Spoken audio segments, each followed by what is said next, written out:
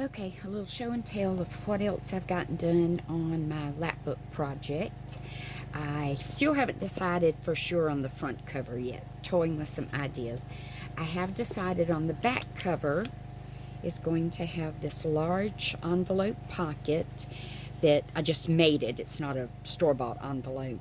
And it will contain extra pieces to be used, within the book. I just haven't decided on the closure yet, so I'm not going to attach it until I know exactly how I'm going to close it. Now, when the book opens, this is what you see. And I used these two large pages from this book here, Victorian Flower album, that I saw Joey DeFee use on her YouTube, and I was able to get a copy of the book at an affordable price, and I just love it. So I wanted to keep the two pages I was using intact and not lose any of them. So I did just a 1/2 inch hinge. Use this piece of scrapbook paper that has the lines so that you can see the entire rest of the page. Then I made a belly band for each page and used one of Eileen Hull's Romance Flower dies to create my little slide closure. Then I've added one piece of patterned paper here on the outside of the reverse waterfall. That's all I've done to it.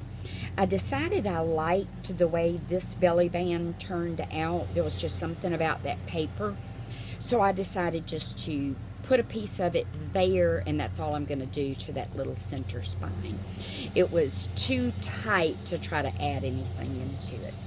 So on this side, I decided to do the stacked envelope pockets. I had done this a few years ago, and this is the book that I had done them in. And then Miss Paint-A-Lot, Fiona, she did a version of this on her live this morning, and I had already started making the envelopes. I used the Tim Holtz envelope die and then just covered each one with some of the same patterned paper, and then added a bottom pocket here because the tab of each envelope tucks in so that it can be held in place from the envelope that's on top of it. So, and then I made little cards for each one, so each little pocket has a couple of cards. And then behind this whole thing, I did a large pocket and just have a large tag in it. And so that's all I've done so far. I have to hold that up to get the tag back in it. But I just love the way this page, or these two pages, turned out when you first open the book up.